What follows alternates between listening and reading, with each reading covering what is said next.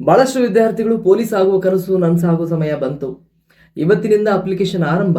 ಇನ್ನೂ ತನಕ ಅಪ್ಲಿಕೇಶನ್ ಯಾರು ಹಾಕಿಲ್ಲ ಅಂತಂದ್ರೆ ನಮ್ಮ ಈ ಪೇಜ್ ಫಾಲೋ ಮಾಡಿ, ಲಿಂಕ್ ಅಂತ ಕಮೆಂಟ್ ಹಾಕಿ, ನಿಮಗೆ ನಾವು ಲಿಂಕನ್ನು ಕಳಿಸಿಕೊಡ್ತೇವೆ. ಈ ನೋಟಿಫಿಕೇಶನಲ್ಲಿ ಟೋಟಲ್ ಆಗಿ 3991 ಪೋಸ್ಟ್ಗಳಿವೆ. ಇದರ ವಿದ್ಯಾರ್ಹತೆ PUC ಅಥವಾ ತತ್ಸಮಾನ ಅರ್ಹತೆ ಅಂತಂದ್ರೆ ಡಿಪ್ಲೊಮೊ ಮುಗಿಸಿದವರು ಹಾಕಬಹುದು.